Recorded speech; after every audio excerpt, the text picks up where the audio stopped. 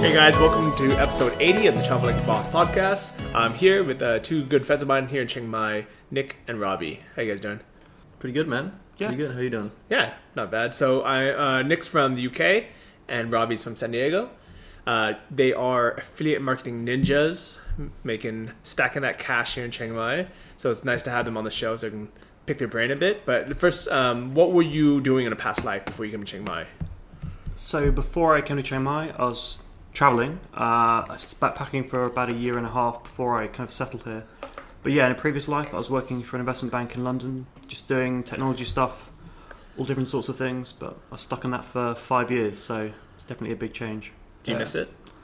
Yeah, I do. Like, I really miss the people. Like, the work was interesting, it was really challenging, but I found myself just grinding away. Like, it's kind of the same thing every day, getting up, commuting in, particularly in London in the rain. I'd much rather be here in the sun in Chiang Mai. Yeah. You must have been making pretty good money. First off, living in London, and then also working as an investment bank.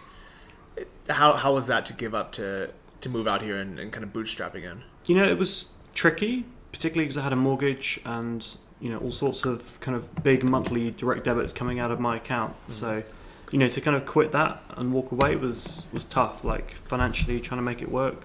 Like taking a year off to go travel. It didn't really make complete sense. I just got promoted and things were kind of looking up. But I really felt that like if I didn't, quit and leave, I would just be stuck in that forever. Was there like a big turning point where like was your, did you wake up feeling unhealthy or did you get, sick or were you just like, I'm done with this? I think for me, I was on holiday in Malaysia diving and, I met people that were traveling and I realized that they were spending so little money doing it. The holiday that I took was 2 weeks and maybe it cost me $2,000 and I realized from talking to them, look, that would last for maybe 2-3 months if I was traveling. So I was just thinking, why am I going back home to keep working when I could just stay out here? So is this scuba junkie in Borneo? Yeah, so actually I went there on holiday when I was working and then I actually ended up going back there and doing my dive master there just because it was just such a nice lifestyle. That's cool. I worked there for almost a year as well. So let's talk more about that in a bit. But Robbie, what's your story? Mine's it's a little different. I actually never had a 9-to-5 back home. I graduated college. I went into dental school actually in Michigan for a little bit. Realized maybe like a summer in that I just hated it and I was just kind of in it for the money. And I mean, to be honest, most people were kind of in it for the money. But I just couldn't see myself doing that for 30 years and, working that job, being in someone's mouth all day. But, so I quit and just kind of went back to the only thing that I figured that I kind of had a passion for, which was internet marketing because it would allow me to travel, kind of live wherever I want and essentially be my own boss, work my own hours, live the Johnny FD lifestyle. I didn't coin that phrase. Yeah. I mean, parents like absolutely hated me for it, obviously, as they probably should have. But it worked out. I kind of had my back against the wall, which was actually really helpful because there was really no other options, other than me figuring this out. So no matter how long it took me, I was going to kind of do it. And maybe about a year later, or 6 months later, I started making money. And then about a year and a half later, I came out to Chiang Mai, and I've been here for about 8 months now. What's really cool is how different your stories are. Nick had been through the corporate world, knew that you didn't like it anymore, and had all the responsibilities, moved out here, but then traveled for a year first. And then Robbie, you basically came straight from school, and then Chiang Mai was the only place you went, right? It was like you came straight here. Yeah. I mean, I had a friend Derek, who was out here. And he kind of did all the research. He was the first one to come out here. He came here maybe 3 months before I did. And it's always going to either be Bangkok or Chiang Mai. And I think Derek just kind of picked Chiang Mai as the first spot. So I decided to come along and don't regret it at all. Very cool. I think I'm going to have Derek on the show probably next week as well because he has a very interesting story. Yeah. So there's a whole underground scene of affiliate marketers that I never really meet. And I think there's a lot of them in Bangkok, a lot of them in Chiang Mai, and you guys do something completely different than I do. So I have affiliate links on my blogs, and even on this podcast on my YouTube channel. So I make some money through that. And I teach a course, or Earnest Affiliate, which teaches people how to make like a monetized blog. But when you guys say affiliate marketing, that's not what you guys mean, right? No. Well, we don't own our own products, essentially. So, I mean, you kind of own your own product. I guess you do affiliate marketing, but your product is also available to affiliates like us to promote. And the way that affiliate marketing is different is I really can go out there and I go to like a network, which essentially has all these different offers. So I can promote anything from an app install on someone's phone to a dating website to a physical product. So I kind of have a lot of variety. And if something is hot at the moment, so say maybe like promoting some kind of gambling offer is hot or something else is hot, you kind of hop on that bandwagon. You get to kind of learn the niche, learn what makes people tick, what makes people sign up for the offer. And it's something new every day, which I really like. So I almost feel like there should be 2 different names for this. Like, I think what I do should almost be called like, I don't know, like brand marketing or affiliate. I don't know, something else. But I think what you had just described, it should almost be called like affiliate campaigns or something like it's so different. Yeah, definitely what we do is much more short term. Like a campaign might last only a few days or a few months. And we don't really have any connection with the people that are signing up. So we don't necessarily care whether it works out for them. We care whether it works out for the offer. Whereas, Johnny, you have like a blog and, you're like a fairly well-known person. So people, if they do sign up for a product that you promote, like it does come back to you, whether they have a good or a bad experience. So you actually care whether the product fits and works for people, not just about the commission. Yeah, 100%. I mean, I've been promoting the same 5 offers for the last 2 years. I mean, if you look back on my blog, I don't really talk about anything that different. It's not like every month I'm like, okay, well, now this month you should use this. But you're right. That's helped me a lot by me promoting products that really do work. And I really go out of my way to make sure it works for people. And that way that word of mouth has people come back for more because they have that trust. But I guess when you're running like a campaign that you're not the face of it, you're just using ads and sending them directly to the site, then I guess it doesn't really matter if it works or not because they're not buying from you anyway. They're just buying from an ad they clicked, right? Yeah, I mean, it does matter to a certain extent. I mean, there are things like, app installs not so much, but say something like a dating website. If you go out there and advertise a dating website to, 18 and 21-year-old males, like the chances of them signing up are going to be greater. Your return on investment for your ads is going to be greater. It's going to be a lot easier to get profitable.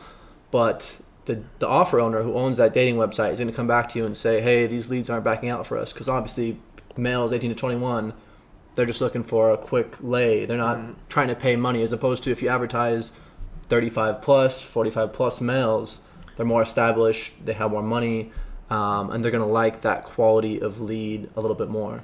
Okay, that makes sense. So from like that publisher's point of view, they want a good legitimate customer that's going to stick around. Yes. Okay. Yeah, exactly. So when you say app install, so all of us have iPhones. We all download apps, and I do see it all the time. I see like, would you like to install this other app? Well, how does it actually work? Do you want to take this, Dave? Sure. So it really varies just depending on how the advertiser or the app owner actually monetizes that app. It might be it's like a real app that does really good functionality on your phone, but hidden within it there might be adverts that pop up occasionally, or it might promote you to install other applications that they get a commission from. So it really just depends. We can get paid a number of different ways, whether it's someone that just installs it, we might get a small payment up front. It might be if they put in their credit card, we get a revenue share off that, or a larger upfront payment then. So as someone advertising it, we have to decide how we promote that app, but then the app owner has to decide how they want to pay us in return. Okay, so let's say you get someone to install Candy Crush Saga, and then it's an addictive game, people like it, they end up spending a lot of money within the app, then you might get either a revenue share for whatever they spend, or just like a flat rate of for them installing it. So per install, so let's say for a game like that, how much would you expect to get? So it really depends on the geo, so which country the person is in. Different countries are worth different amounts. Someone in India, for example, might not even have a credit card, so they'd be very hard to monetize. So you're going to get a very, very small payout there, perhaps maybe a couple of cents up to 20, 25. Whereas someone in the US or Scandinavian countries, the payout's going to be much larger. So it could be up to $3.50 for an install. Okay. So, and I think it sounds like with this type of affiliate campaign, you're not just trying to get one or two people to sign up for it a day, over a year. It's like you want to test it, see if it works, and then scale it out and get as many people to sign up as possible. Yeah. But equally, if it's like a much lower payout, it doesn't necessarily mean you're not going to make as much money, because it might be you can buy the traffic significantly cheaper just because other people aren't running as much on it. Yeah. So, for example, like there's a few apps that allow global traffic. Not all of them do, because a lot of them don't want traffic from India, Vietnam, areas that don't have as much money. But those global traffics that do that, you can go into India or Vietnam or those countries where there's not that many people buying traffic, and you can get it for dirt cheap. But at the same time, the payout's going to be payouts have gone down a little bit for app installs, but it's going to be anywhere from about 15 cents to 25. Okay. But the traffic is so cheap that it's actually worth it and viable for you to go buy it and monetize it. So how did you guys even get started with all this? Because actually, to be honest, even though I've been doing some type of affiliate marketing now for years, like this is way over my head still. Well, I think I kind of like, or actually my buddy introduced Nick to it. I just got started with it. I just found a forum online. I think it's called like PPC Coach, which is, to be honest, a horrible internet marketing forum. Okay. I don't even know if it's still around. So I kind of stumbled on that back when I was studying abroad, and I figured, I really want to travel and do this. And then when I came back to it, I bought a forum membership at Stack That Money, which is kind of a corny name, but it's pretty much the go-to forum out there for, especially if you want to just get started off. Like, I don't use it as much anymore, but if you're just getting started off, you want to know the basics, everything is kind of laid out for you there, and it's a great place to meet people kind of at your same level to network and mastermind with, which was also, pretty helpful for me. Okay. And actually, so is that where you guys met or somewhere else? So I met Robbie in Punspace. So our buddy Derek was working out of Chiang Mai as an affiliate. I kind of just finished my backpacking trip, and I was sat in Punspace just hoping that something would magically appear for me to work on. And yeah, he just sort of pointed me in the right direction, gave me a few hints. I joined Stack That Money, and I started with just mainstream dating, so just promoting, dating offers. And Derek kind of prodded me along and helped me get started. But yeah, definitely Stack That Money was great. I started what's called like a follow along thread there. So I was kind of posting my daily updates, my progress, and other people were chipping in and giving advice, and it all kind of went from there. So I took a look at the forum, and at first I was like, this is really cool, I want to join. And then I saw it's $100 a month.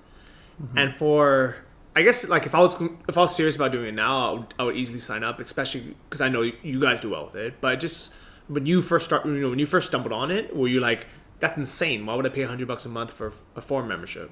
Yeah, I did think it was nuts at the start. And then I just realized that once I saw the quality of the content inside, you can see why, because it just keeps out everyone that's not interested in investing in themselves. There's plenty of free forums out there, like Warrow Forum.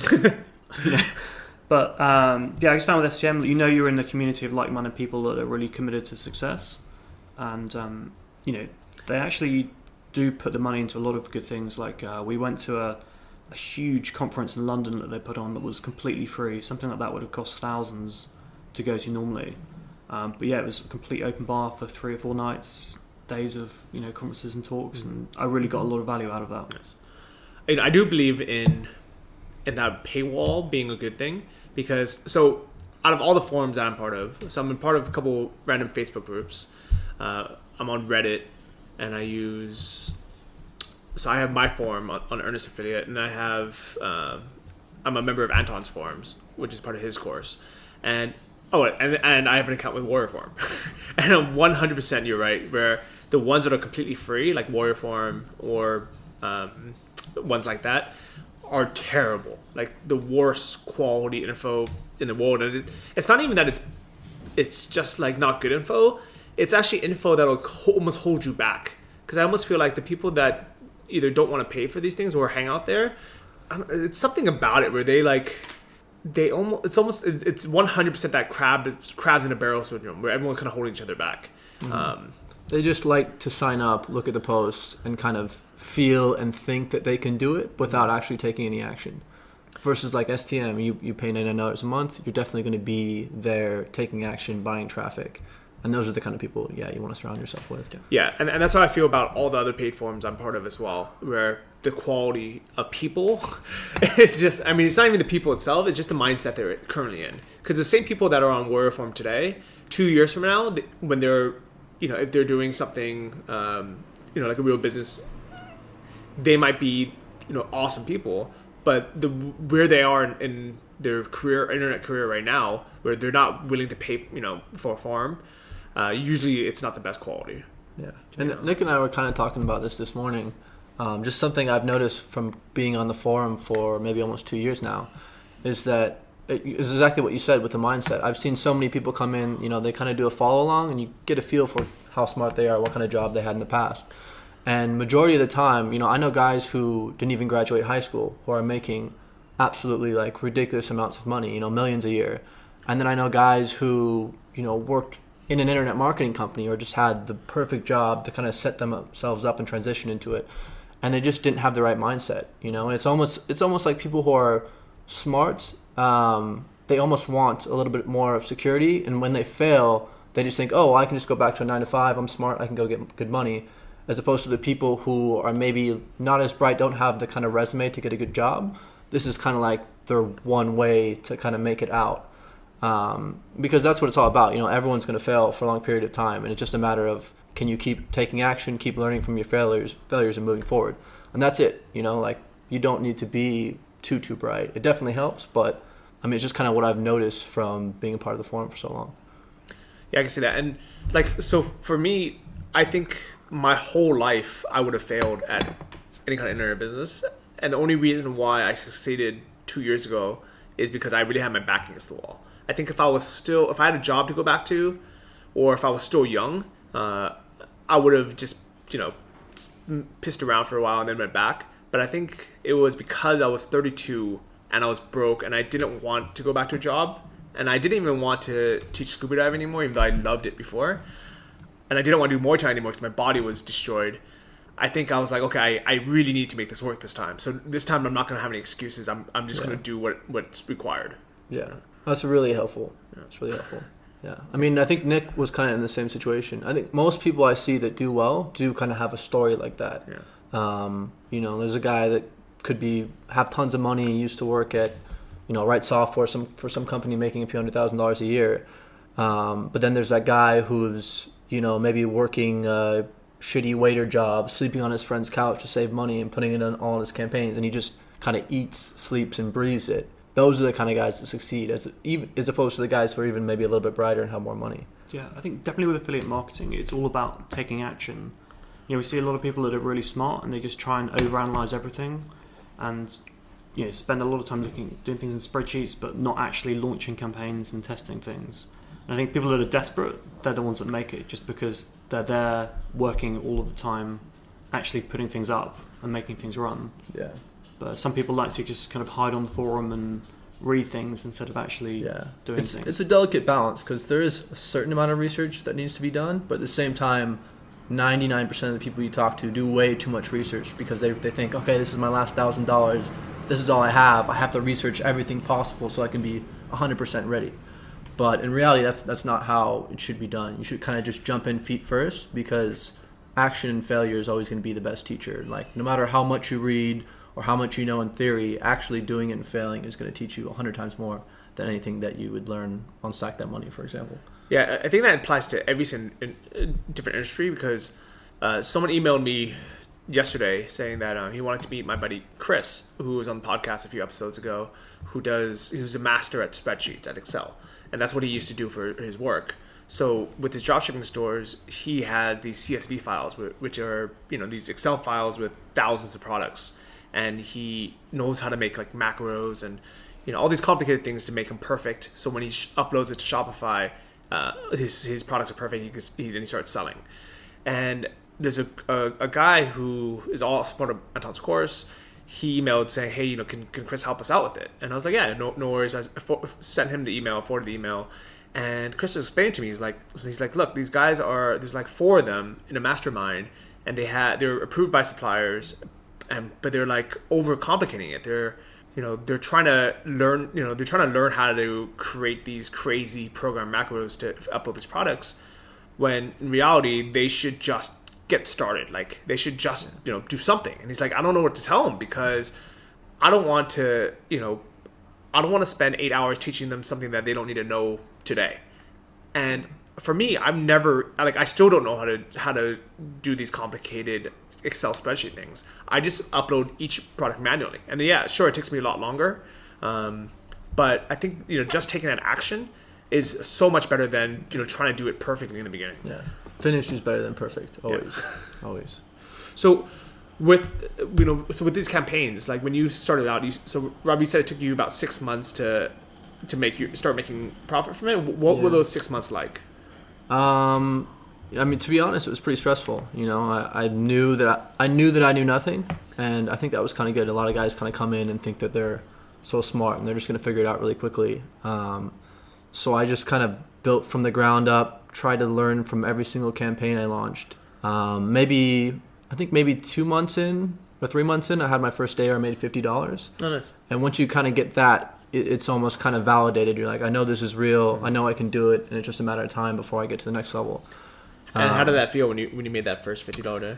It was good. It was pretty short-lived because it was kind of like I was explaining to you earlier. I was advertising a dating website to like young male traffic, which is just going to sign up for everything but be horrible lead quality. So it didn't last too long. And then I actually had my first big campaign, so to speak, which was when I made $300 a day. I was promoting a senior people meet offer, actually. Funny enough, like something that I would think would have no idea of how to promote. I just kind of found my angle that worked really, really well. And that was probably the greatest feeling ever. I've made a lot more money per day now, but the first like $300 a day is just far, far better than making whatever you're going to make down the line. It's crazy because, so when you say $300 a day, it's one of those things where I'm doing the math right now on how much that is per month. So that's $10,000 a month. And that's probably more than you would have made, probably the same you would have made as a dentist, but without having the $70,000 student loans. Yeah. It's going to be close. It's going to be close. But people get excited. Okay, so I'm sure you were super excited when you had that first $300 a day profit. But how consistent was that? Like how long did that last it was for? pretty consistent for a little while. I mean, it burned out just because I just had one ad in particular that was just killing it. And after a while, everyone that's going to see that ad has seen it, and then it starts getting burnt out a little bit. Less people start clicking, less people sign up. But then, that campaign, maybe I paused and I would run it maybe every weekend. And it would just every weekend it would make me $600. And it was just a matter of pause the campaign now, run it now. And I did that. Nick had a similar campaign in Plenty of Fish, but I did that for maybe 2 or 3 months. And it was just like pretty much all my living expenses paid and then a good amount more just from that one campaign, which was really awesome. But nice. I think you had a similar thing, Nick. Yeah, my start was pretty similar. It took me about a month and a half to get profitable, but during that time I was losing maybe $50 a day. And for someone that had spent like a year traveling on a backpacker salary, like that was just horrific. Like I just couldn't get my head around how I was going to keep doing that. It's so painful. I think the community of people just saying, hey, just keep at it, keep spending, keep losing, and eventually it will turn around. And I think that was such a good learning experience, just having that pressure. Just seeing my bank balance go down. But yeah, once I started getting profitable, and once you see that it works, like it just changes your whole mindset. Did you have quite a bit of savings from your old job? I did have savings. I have a flat and stuff as well. So at the back of my head, like I could sell that perhaps and keep going. But I really, I think if I'd lost money for like another month, I would have just gone home. Really? Wow. Yeah, like it really was getting quite tight.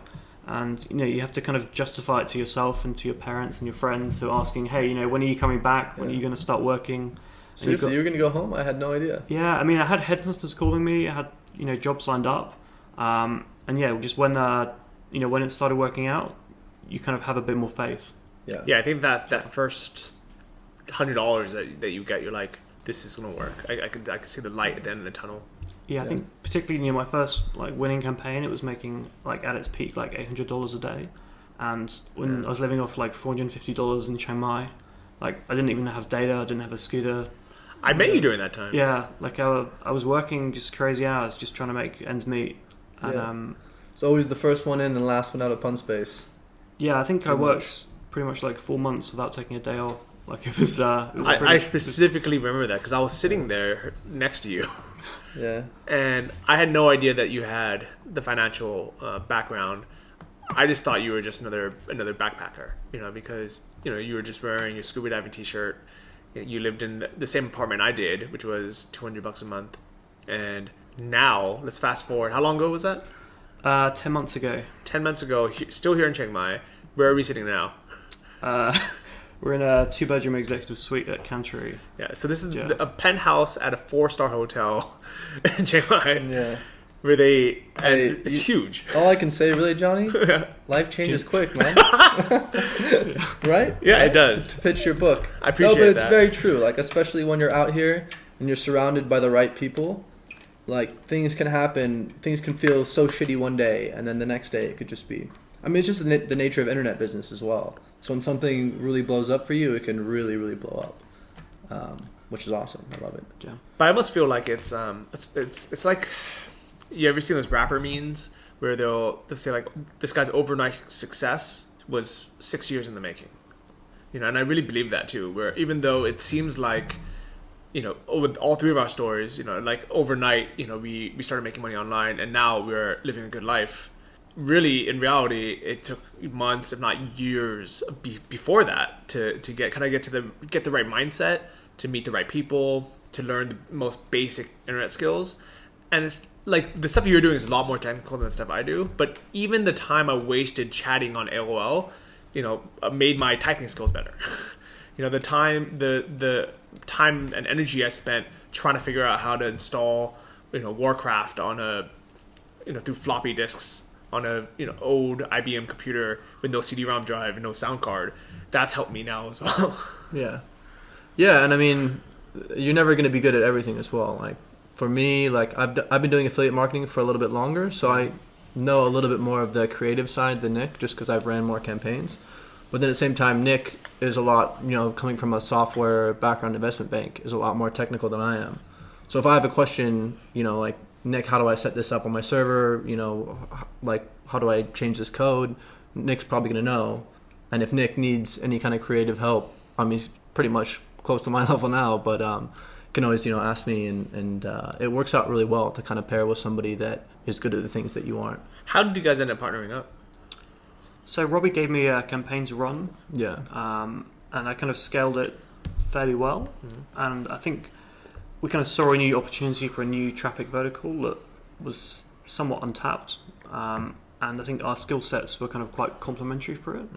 And we thought that, hey, like, if we pull our resources and really hit this hard, like, we can make it work. Just because it was so much work, it was a huge time investment, a huge capital investment. And I think just doing it on our own would have just not made sense. Yeah, and we were both doing well at that point. It's almost like when you start making money, you have an obligation to go to the next level. I could just keep doing the same old advertising campaigns I was doing that were making, $100 to a few $100 a day, or I could invest a lot of money, invest a lot of time, probably lose some in the short term because I'm not running those campaigns, but ultimately make a lot more by going into that kind of higher, more competitive area. So do you feel like it's a very risky business to be in? Not so much. I mean, the thing about affiliate marketing is if your campaigns are going poorly, maybe I lose $50 to $100 and I know, okay, this campaign doesn't work, and I pause it. So you can only kind of lose so much, and then you just pause the campaign, versus if it's working really well, you go, okay, this works well, let me scale it, let me go to different other traffic sources, let me buy as much traffic as I can for this and make as much money, as I can. So it's not that risky, I'd say. I think for me, like, the campaigns I was running at the start, they're all somewhat short term, and a lot of the variables are out of your control. It might be the offer decides, hey, we don't want your traffic anymore, so something that was making you money is now completely dead.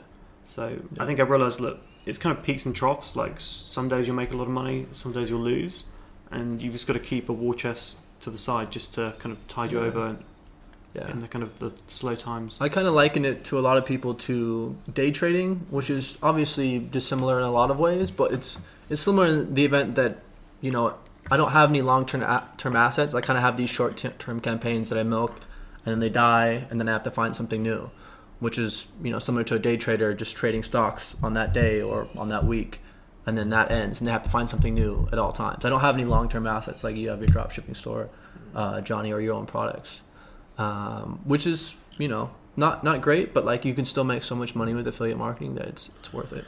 To be 100% honest, like the more I hang out with you guys, the more tempted I am to also, you know, to say like, okay, let me keep my other stuff on autopilot, because the things I do now are pretty much automated anyways. I have a lot of free time, and I'm tempted to be like, okay, maybe I should learn this type of affiliate marketing, because right now, let's say we recommend a book, you know, and somebody wants to buy it through my, you know, we mentioned it on the podcast, well, of course, and someone buys it through my link, I get money for it. But that's 100% going to be, you know, based on me making more podcasts every week, more YouTube videos, writing more blog posts, interviewing more people. And it's not, I mean, I guess it's scalable, but it's like a slow but steady. It's like I'm like the tortoise in a race, right? Yeah. Versus if let's say I also spend 4 hours a day running an affiliate campaign where I can just throw money at an ad. And, you know, now that I've saved up some money through my other stores and my other businesses, I can be like, okay, let me invest money and try to scale up some kind of, you know, offer that has nothing to do with me. Like it won't be through my website. It won't be a product that I made or even that I really recommend. It'd just be, okay, like this new iOS game for iPhones coming out. If I can get $3 per install by sending traffic through, you know, MySpace or something, I can scale that up. But it's, I don't know, it's like a really weird world, because technically I'm very good at this type of affiliate marketing, but I literally know zero about your type of affiliate marketing. Yeah, I think with the style that we do, you know, you're obviously limited to the scale of, you know, the number of people that listen to your podcast, that read your book, that are within the Nomad community. Whereas, you know, I can tomorrow, you know, show my webpage to, you know, 5 million people on pop under traffic, and, you know, if that works out conversion wise, great. You know, I can show an ad to everyone in the world if I really wanted to. So there's no limits to what we can do in terms of volume. It's just whether it will work out for us. So the Nomad community is really, really different than the affiliate marketing community. Why do you think that is? I don't know. I mean, I think just from going to Bangkok, and I think that's why Nick and I kind of want to move there in a bit, is, I mean, the affiliate marketers there, a lot of them don't really consider themselves nomads, because they'll be there and they'll have their own office, they'll have their own employees, and they're just really focused on making money and less on traveling.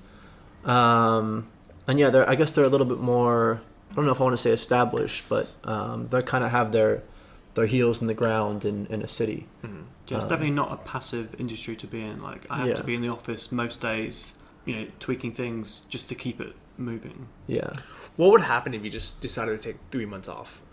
Well, we took a month off last month, so we went to Cambodia, Singapore, Kuala Lumpur, and then Bangkok. But, you know, most days I was checking things on my phone, and we have a team in Chiang Mai now that were taking on like a lot of the load there. So yeah, I mean, we did survive, but I wasn't making any extra money. I wasn't launching new campaigns. Yeah. And if one of them had died, you know, I would have made nothing. But I mean, we're making much, much more than you were possibly spending while you were traveling. And that's just checking stats on your phone and doing that kind of stuff.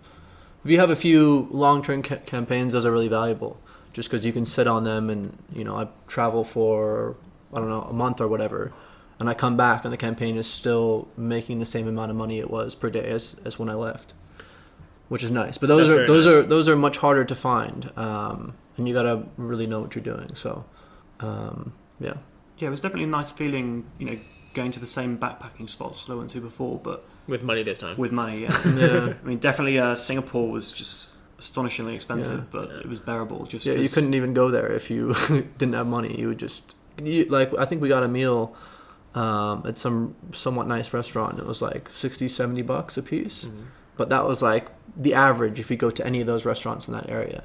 It was so ridiculous. I think that was maybe one of the favorite cities that we visited on our trip, because I hated Singapore, but I think if I went back with a ton of money, I think I could really enjoy it as well. I mean, like, I never thought I would go to a place where, coming from the U.S., the quality of life is actually higher. You know, I knew I was going to go to Thailand and other places where the quality of life is a little bit lower, but Singapore is just so nice, and the government just has so much control over the city that they just make sure that everything is kind of perfect. It's kind of like someone mentioned, it's almost like 1984, George Orwell, Big Brother is watching you, because they have so much control. If you bring some food onto the metro, it's like $350 US fine, and they just do not mess around. You work there illegally, you get caned twice in the butt, and you're gonna have a permanent mark just like on your ass, and then you get kicked out of the city. Yeah. So, but I think it's that kind of strict control, and it's such a small city that they can do it, that it's just paid off so much economically. Yeah. On the flip side, we went to Sensoto, which is their kind of island that they built just off the coast. And, we were sat in a beach bar, drinking beers, eating like a meat platter, and it was just completely tranquil. Yeah. So I've seen two different articles about happiness in Singapore, and the first I saw was on the list of the happiest countries in the world, and then the very next article I saw was on the list of the unhappiest countries in the world. And it's weird that Singapore actually qualifies for both. Because I think if you just look at, let's say, education levels, the median wage, the unemployment rate, and things like that, things like measurable things like that, people are very happy overall in Singapore. People are healthy, people make a lot of money. But the other scale, the other survey was based on kind of these more intangible factors. And I think it was like things like how many hours a day do you spend with your family? When was the last time you sat down at the dinner table with your family? Do you feel like your society cares about you, or do you feel like what you're doing is contributing to society? When was the last time you had you got some sun? When was the last time you got were able to go for a walk and things like that? And they ranked super low on that scale, while countries like Thailand or even Cambodia, or Mexico actually ranked a lot higher in those aspects. Yeah. I think that's what kind of turned us off towards it at the end, is when we went to Bangkok, we actually met some affiliates who were from Singapore, and they said they had to leave, they had to move, because a lot of their friends were stuck in jobs, and it was just a constant stream of negative energy, and I'm working too much, I'm not getting paid enough, I don't have enough free time. So it is, very first class, first world economy, but at the same time, you're going to get those kind of problems as well. People are going to be unhappy because they are overworked and they are not getting paid enough. Yeah, I think that's the beauty of the lifestyle that we live as kind of location independent entrepreneurs, is that we just do whatever we want. I have to be in the office, I have to work, I have to help manage a team, but equally, this morning we just decided to take the morning off and just played Call of Duty. You guys literally do whatever you want. Because the last time I bumped into you guys was at the it's kind of like a department store, kind of the equivalent of like a Target or something, and I was like, oh, what are you guys doing? You're like, oh, I'm here to buy a TV. And I said, why? I thought you guys were living in a hotel. Don't they have TVs? And looking around, you guys, this room comes with 3 flat screen TVs, but because you guys wanted to play PS4 on a bigger, nicer screen, you guys went out and bought a 55-inch Samsung TV, not knowing if you're going to be here for even more than a month. Yeah, I think we said we're going to keep it for 2 months and then sell it. Yeah, I guess we figured they would have resale value, but it's just something like we were thinking while we were on vacation, we need something when we come home to distract us and not allow us to keep doing internet marketing, because you could keep doing it forever. Mm-hmm. So we're like, okay, let's get a big TV, let's get a PS4, and then when we get home, we can kind of shut off from work and just do that. Yeah. I think when you're making good money, and it's quite easy to justify those sort of purchases, it's almost dangerous actually, because you think, I can go and buy a bottle in a club, or I can just go and buy a TV, and it doesn't, you look at your stats and it seems to make sense. Yeah. 100% financially, it does make sense, because it's such a small drop in the bucket now to what you guys are making, but it's such a weird world we live in, because Chiang Mai has people literally trying to live off of $600 a month or less, which is what I was doing for years, and that's what literally my first book was about, is how to do that, and I almost fell in that trap of becoming that guy. of, and when I was that guy, I think I would, not that I would get mad at people like you, and people like you, I mean, people who are just spending a lot of money. I think I was almost like thinking, I justified it to myself, thinking, I don't need that. That's not going to make me happy. But now that I'm kind of in the middle where I can afford things like that, but at the same time, I'm not making enough where I could just say, oh, like I'll go out and spend $3,000 on something I might not be using in 2 months from now. It's like kind of a weird limbo where I kind of see both sides. How do you guys feel about? I guess my question would be, are you guys thinking more like what's going to make you happy today, or are you guys thinking about like, what's your 5-year plan? I think it's still pretty short term, but something like spending on a TV, like I don't necessarily see it as like an unjustified expense. We realized that there was a problem with us working too many hours in the office, and we tied it down to just, hey, like why would I want to come home and just sit in my apartment? I've got nothing to do. But we thought, hey, we have a TV, that means that we've got something to come back home to. It also means it's like a networking opportunity. We can have people over, like they can come and play with us. We can be more social. And I spent a long time not spending any money at all in Chiang Mai. Like I'm kind of known for being stingy. I didn't have data on my phone for like the first 3 months. Even though it's $10 a month here. Yeah, this guy. Just a sidebar. We were traveling from Sihanoukville, Cambodia to Siem Reap, which is a pretty long bus ride. Yeah. Oh yeah. Apparently, this guy last time he went had some Indian guy furiously masturbating next to him for 12 hours on the bus. And apparently there was cattle on the bus, and there was no bathroom, but there was like kind of steps going down at the end, and there was a little shit bucket. Oh my god.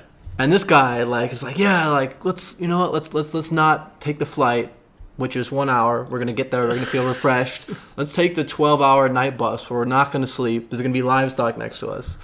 But I think it's just because you're still in the just backpacker mentality of like, I want to save as much money as I can, versus, hey, we're on vacation. I want to enjoy this as much as I can.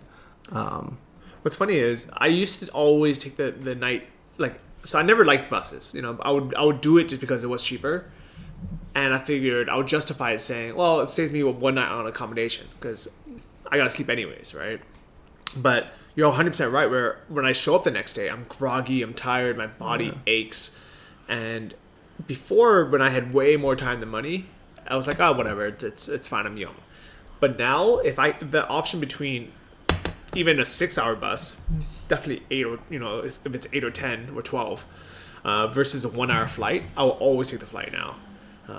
And it's one of those things where I'm glad I did it, because I really didn't, I didn't lose anything at the time, but maybe if I had gotten stuck in that mentality forever, and I feel so bad. Like the only people I feel bad for are the guys that are in their 40s or 50s living here in Chiang Mai who are still doing that. And it's because they don't have any other option, but mainly because they've justified it to themselves. They've somehow convinced themselves that they don't want that.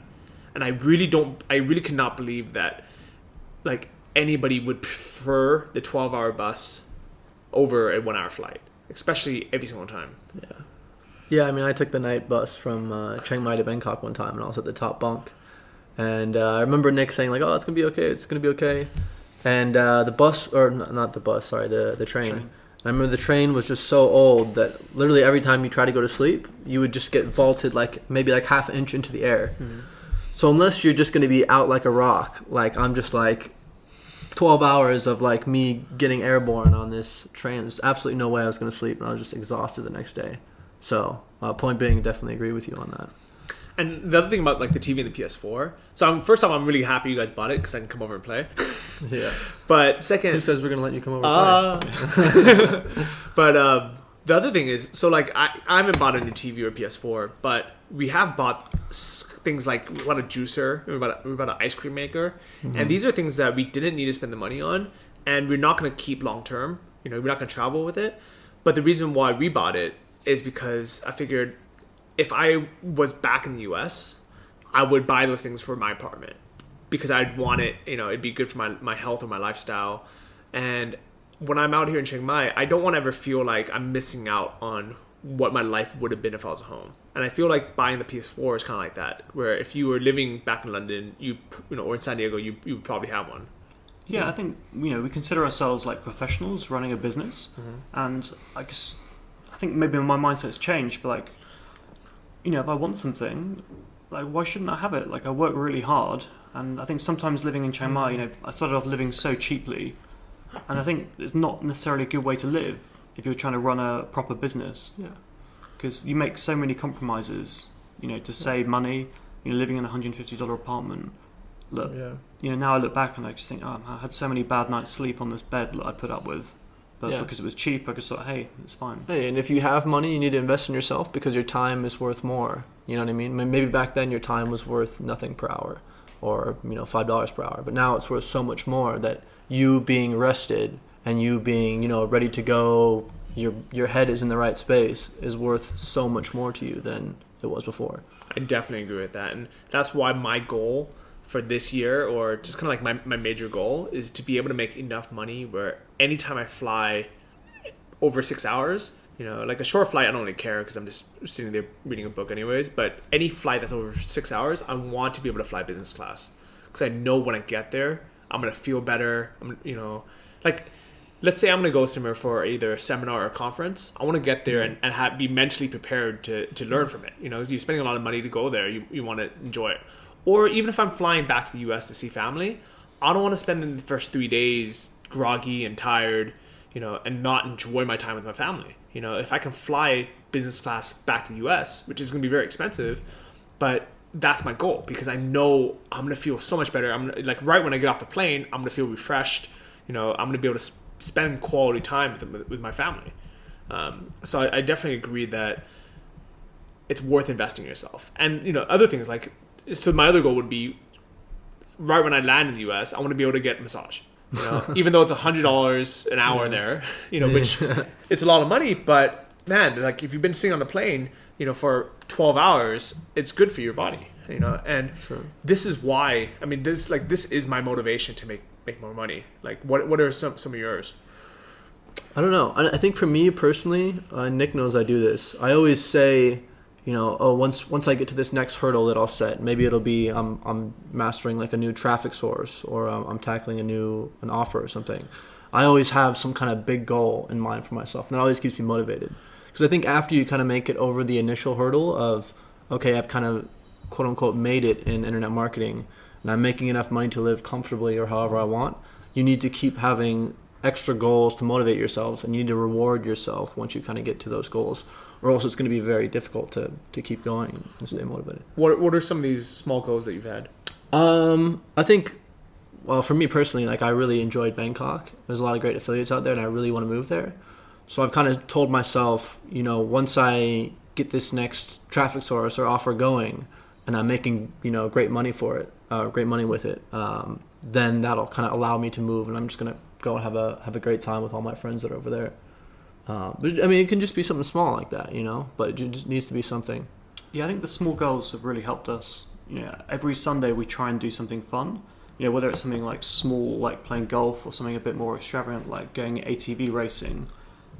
Those little Sunday targets that we have, like I think just keep us going. Because like the ATV was in Chiang Mai money is like really extortionate, but we worked really hard that week and we hit targets, so we could do it and enjoy it. Yeah, that's the other cool thing about Chiang Mai is there's so many random things to do out here. Yeah, one of our challenges was to go and shoot the bazooka in Cambodia, but yeah, it was like we got there and we thought it was going to be $250 to shoot bazooka, which was like a rip-off, obviously, but like, okay, we wanted to do it. We wanted to get it on video. But then we got there and they were like, oh, $400, like take it or leave it. And we just kind of like out of principle, I was like, I'm not going to give you $400 to shoot one bazooka out in the forest. But just to like be able and go and do stuff like that and not have to worry too much about it is nice. Yeah, but I think definitely, being kind of location independent and having control over our time, things like flying first class, it's not actually that extravagant. You can pick the dates that work best for pricing. You can use your credit card points to fly. And we found that some of these more expensive things are actually pretty reasonable if you can be flexible.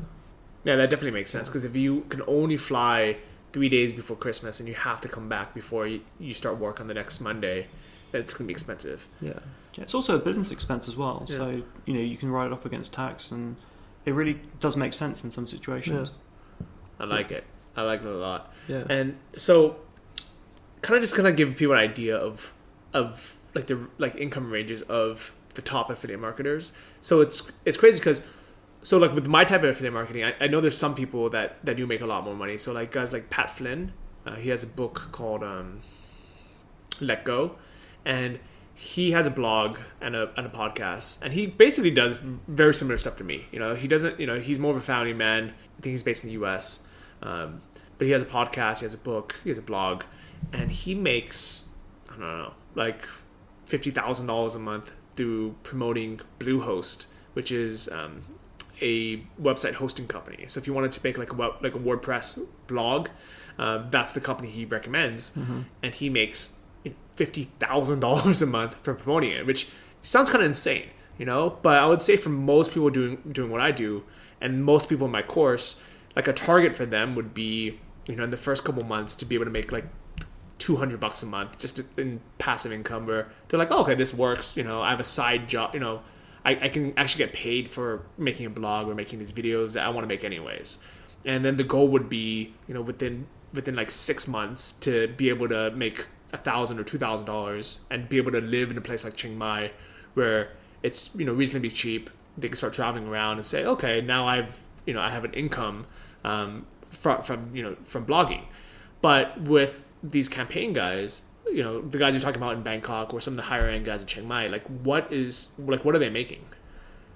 I mean, it varies. Like different guys are doing different things. Like I met up with a guy in Bangkok who also is starting up his local digital marketing agency for local businesses. He also has an app that he's coming out with.